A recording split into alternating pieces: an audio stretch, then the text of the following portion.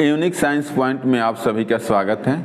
आज हम लोग पढ़ेंगे वर्ग 10 का रसायन, पाठ पहला, रासायनिक अभिक्रियाएं एवं समीकरण, भाग 3। रासायनिक अभिक्रियाओं के प्रकार में पहला हम चलेंगे संयोजन अभिक्रिया। संयोजन अभिक्रिया क्या है? What is combination reaction? ऐसे संयोजन से भी लगता है कि संयोग करके नए पदार्थ बनता है। इसमें देखिए, जब दो या दो से अधिक पदार्थ संयोग करके एक नए पदार्थ का निर्माण करते हैं तो उसे हम संयोजन अभिक्रिया कहते हैं। किसी भी रासायनिक अभिक्रिया में जब कोई नया पदार्थ, कोई पदार्थ बनता है तो वह बिल्कुल जिस पदार्थों से मिलकर बना होता है उससे भिन्न होता है, नया पदार्थ होता है। यहाँ हाइड्रोजन और ऑक्सीजन दोनों संयोग करके H2O बनता है, यानी जल बनता है। इस देखिए, गैस है और बना क्या? लिक्विड। तो एक और टेक्निक इसमें हो जाता है कि यह हाइड्रोजन जो है एक पदार्थ हुआ जो ऑक्सीजन की उपस्थिति में जलता है और जलने के बाद क्या बनता है? ये द्रव बनता है जो इसको बुझाता है। तो ये हाइड्रोजन ऑक्सीजन संयोग करके H2O बनाता है। याद करने का टेक्निक बताए कि यह एक पदार्थ होता है और इसके द्वारा ये जलता है इसकी उपस्थिति में, क्योंकि किसी भी पदार्थ का दहन ऑक्सीजन की उपस्थिति में होता है। तो इसके बाद जो पदार्थ बनता है वो ये बुझाने का काम करता है। तो एक टेक्निक हो गया आप लोगों को। दूसरा CaO, कैल्शियम ऑक्साइड, जल से अभिक्रिया करके कैल्शियम हाइड्रोक्साइड बनता है और ऊष्मा उत्पन्न होती है। ये ऐसी अभिक्रिया है कि संयोग भी करता है तो उसके बाद ऊष्मा उत्पन्न होती है। इसको आप देख भी सकते हैं कि जब चूने में जल डालते हैं तो वो क्या होता है? गर्म हो जाता है, यानी उसमें से ऊष्मा निकलती है और CaOH बनाता है। दूसरा है वियोजन या अपघटन अभिक्रिया। जब एक पदार्थ टूटकर, वियोजन मतलब टूटना, अपघटित होना, जब एक पदार्थ टूटकर दो या दो से अधिक नए पदार्थों का निर्माण करते हैं तो इस प्रकार की अभिक्रिया को वियोजन अभिक्रिया कहते हैं। जैसे CaCO3 यहाँ देखें, जब इसको ऊष्मा देते हैं तो ये टूटता है CaO, कैल्शियम ऑक्साइड। CaCO3 को कैल्शियम कार्बोनेट कहते हैं। कैल्शियम ऑक्साइड और CO2 में टूटता है, यानी एक बड़ा पदार्थ टूट करके और ये दोनों जो पदार्थ बना है ये नया पदार्थ बनता है। इसके गुण से बिल्कुल भिन्न होते हैं। अब हम चलेंगे ऊष्माक्षेपी। यह ऊष्माक्षेपी क्या होता है? यानी वैसे ये भी ऊष्माक्षेपी में होता क्या है? वे रासायनिक अभिक्रिया जिसमें उत्पाद के निर्माण के साथ साथ ऊष्मा का भी उत्सर्जन होता है, ऊष्मा भी निकलती है, तो उससे क्या कहते हैं? ऊष्माक्षेपी रासायनिक अभिक्रिया कहते हैं। हम इसका उदाहरण ये भी लिख सकते हैं, CaO H2O और CaOH और प्लस ऊष्मा, यहाँ भी ऊष्मा रिलीज होती है तो इसे हम ऊष्माक्षेपी अभिक्रिया कहते हैं। इसमें भी मीथेन लेते हैं, CH4 को मीथेन कहते हैं। ऑक्सीजन की उपस्थिति में अभिक्रिया कराई जाती है तो CO2 और H2O प्लस ऊष्मा, यहाँ ऊष्मा भी रिलीज होती है तो इसे हम क्या कहते हैं? ऊष्माक्षेपी अभिक्रिया कहते हैं। इसी प्रकार इसके विपरीत ऊष्मा शोषी अभिक्रिया होती है। वैसी रासायनिक अभिक्रिया जिसमें ऊष्मा का अवशोषण, यानी ऊष्मा देंगे तो वो अभिक्रिया होगी, नहीं देंगे तो अभिक्रिया नहीं होगी, तो उसे हम कहते हैं ऊष्मा शोषी अभिक्रिया। जैसे AgCl को सूर्य के प्रकाश की उपस्थिति में छोड़ देते हैं तो सिल्वर अलग होता है, क्लोरीन अलग होता है, यानी ये टूट जाता है। ऐसे इसको हम AgBr भी कह सकते हैं। AgBr, इसको भी अगर हम सूर्य के सनलाइट में क्या करेंगे, ये भी टूटेगा 2Br प्लस Cl2। अगर हम चाहे तो Cl2 अणु है, इसको भी सूर्य के प्रकाश में उपस्थिति में छोड़ देंगे तो वो भी Cl2 परमाणु में टूट जाता है। तो इस प्रकार हमारा ऊष्माक्षेपी अभिक्रिया कंप्लीट हुआ। अब हम चलेंगे वैद्युत अपघटन अभिक्रिया। अगला हमारा है वैद्युत अपघटन अभिक्रिया, इलेक्ट्रोलाइटिक डिकम्पोजिशन।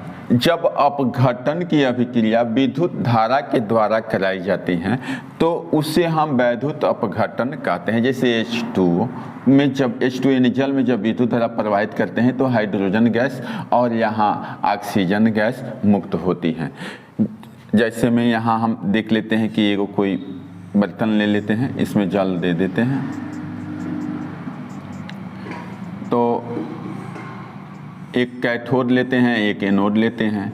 तो जो कैथोड है इसके ऊपर एक परखनली लगा देते हैं, इस पर भी लगा देते हैं। तो यहाँ जो कैथोड है, कैथोड, और ये है एनोड। तो कैथोड पर हाइड्रोजन गैस मुक्त होती हैं और एनोड पर ऑक्सीजन गैस मुक्त होती हैं। तो इस प्रकार इसमें विद्युत धारा हम प्रवाहित करते हैं। तो ये दोनों अलग अलग जल क्या है, दो पार्टों में टूट जाता है। तो विद्युत धारा इसी तरह से NaCl भी हम उसमें विद्युत धारा प्रवाहित करते हैं। तो एक एनोड पर एक कैथोड पर टूट जाता है। तो ये विद्युत धारा प्रवाहित करने पर खंडित होता है, अपघटित होता है। तो इसे वैद्युत अपघटन अभिक्रिया कहते हैं।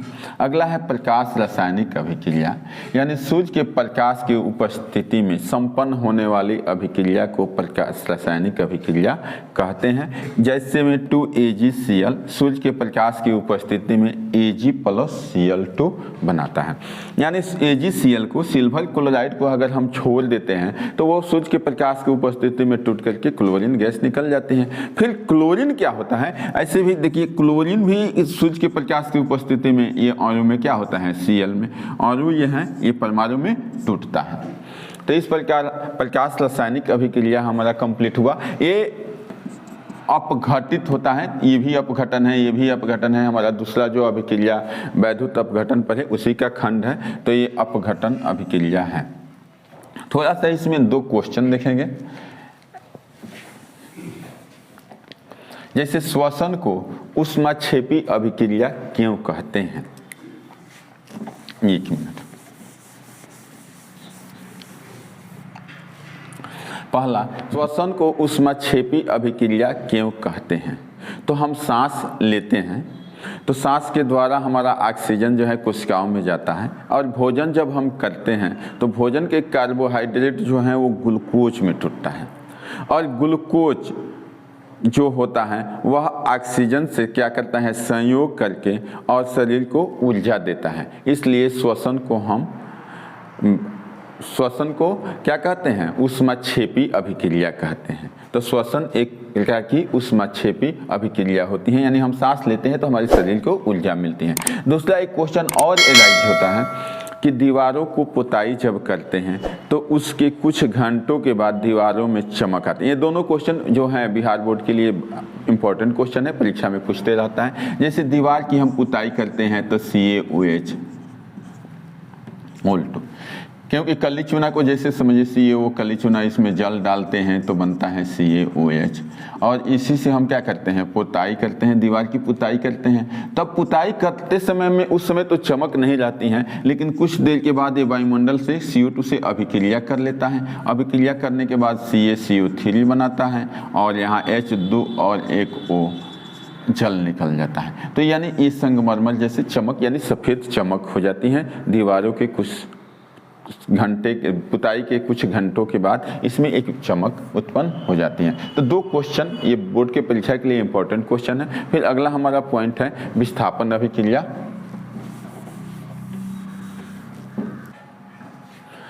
विस्थापन या एकल विस्थापन अभिक्रिया, डिस्प्लेसमेंट या सिंगल डिस्प्लेसमेंट रिएक्शन। यहाँ जब कोई तत्व दूसरे तत्वों को उसके यौगिकों के विलयन से विस्थापित कर स्वयं उसका स्थान ले लेता है तो उसे विस्थापन अभिक्रिया या एकल विस्थापन अभिक्रिया कहते हैं। देखिए यहाँ जब कोई तत्व, ये तत्व हो गया, दूसरे तत्व यानी ये भी तत्व है, दूसरे तत्व को उसके यौगिक से, ये पूरा यौगिक हो गया, इस यौगिक से इस तत्व को क्या करता है, हटा देता है। विस्थापित करना का मतलब वहाँ से हटा करके और उसके स्थान को ग्रहण कर लेना। देखिए यहाँ हटा कर यहाँ स्थान ग्रहण कर लिया तो क्या बनेगा, FeSO4 और Cu निकल जाएगा। उसी तरह से यह तत्व इस Cu को फिर विस्थापित कर दिया और उसका स्थान ग्रहण कर दिया। इसमें एक होता है कि ये ज़्यादा क्रियाशील होता है इससे, तब ये उसका स्थान क्या होता है, ग्रहण करता है। अब एक क्वेश्चन इसमें एराइज होता है, ये भी क्वेश्चन इंपॉर्टेंट है कि लोहे के किल यानी Fe मतलब तो आयरन होता है लोहा, लोहे के किल को कॉपर सल्फेट यानी CuSO4 के विलयन में डालते हैं तो क्या होता है। तो देखिए क्या होता है, Fe को यानी लोहे की कील को कॉपर सल्फेट के विलयन में डाले तो इसका नीला रंग धीरे धीरे धीरे धीरे गायब होने लगता है और वो हरा रंग में बदलने लगता है और इस लोहे के कील पर लाल भूरे रंग की परत जम जाती है।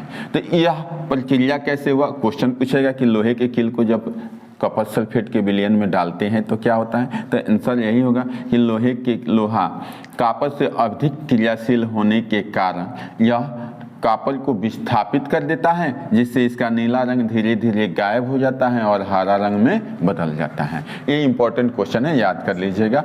अगला अब हम चलेंगे उभय विस्थापन या द्विविस्थापन।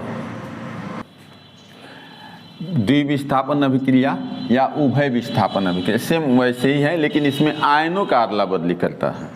उसमें तो था कि एक तत्व विस्थापित करता था, यानी इसमें जब दो यौगिक अपने आयनों का अदला बदली करके नए यौगिकों का निर्माण करते हैं तो उसे उभय विस्थापन अभिक्रिया कहते हैं। देखिए यहाँ Na और ये क्लोरीन, Na के साथ क्या आया? क्लोरीन आ गया तो NaCl बना लिया और Ba के साथ क्या आ गया? सल्फेट आ गया तो बेरियम सल्फेट बन गया।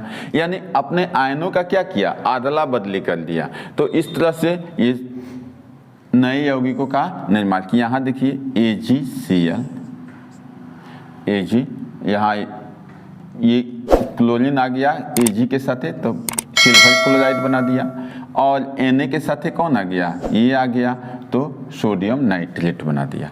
तो इस प्रकार ये अपने आयनों का अदला बदली करके जो अभिक्रिया करते हैं, जो नए प्रोडक्ट बनाते हैं, तो उसे हम द्विविस्थापन अभिक्रिया कहते हैं। अवक्षेपण अभिक्रिया नेक्स्ट है। अवक्षेपण अभिक्रिया प्रेसिपिटेशन रिएक्शन, वह रासायनिक अभिक्रिया जिसमें प्रतिफल ठोस या अवक्षेप के रूप में अलग होता है उसे अवक्षेपण अभिक्रिया कहते हैं। जैसे देखिए BaCl2 और Na2SO4 यानी बेरियम क्लोराइड सोडियम सल्फेट अभिक्रिया करता है। इसके पहले वाले भी रिएक्शन में लिखाए थे। ये दोनों का उदाहरण हो सकता है, एक उभय विस्थापन अभिक्रिया का और अवक्षेपण का। तो ये अभिक्रिया करके BaSO4 बनाता है, ये अवक्षेप के रूप में, यानी नीचे जब तीर नीचे की तरफ हो तो अवक्षेप के रूप में नीचे पेदी में बैठता है और ऊपर की तरफ हो तो गैस के रूप में, और NaCl अलग होता है। फिर NaCl को सिल्वर नाइट्रेट के साथ अभिक्रिया कराते हैं तो सिल्वर क्लोराइड बनता है और NaNO3 प्राप्त होता है। नेक्स्ट पॉइंट है उदासीनीकरण अभिक्रिया न्यूट्रलाइजेशन रिएक्शन। इसमें क्या होता है? जब अम्ल किसी भस्म से अभिक्रिया करता है तो उदासीन यानी लवण का निर्माण करता है और साथ ही जल बनता है। यानी वह अभिक्रिया जिसमें अम्ल किसी भस्म के साथ अभिक्रिया करके लवण और जल बनाता है तो उसे उदासीनीकरण अभिक्रिया कहते हैं। जैसे इसको हम अम्ल कहते हैं, ये अम्ल भस्म से अभिक्रिया करता है, ये भस्म है NaOH भस्म है, दोनों प्रबल भस्म है, ये प्रबल अम्ल है, ये प्रबल भस्म है और ये लवण बनाता है और ये जल बनाता है। यहाँ अम्ल की pH मान जो होता है 7 से कम होता है, भस्म का pH मान 7 से अधिक होता है और लवण का pH मान 7 होता है। यहाँ H2SO4 अम्ल है, यह अम्ल है, यह भस्म है और यह लवण बनाता है और साथ में जल बनाता है। अब हमारा ये उदासीनीकरण अभिक्रिया समाप्त हो गया। अगले वीडियो में हम ऑक्सीकरण अवकरण अभिक्रिया को विस्तृत में चलेंगे।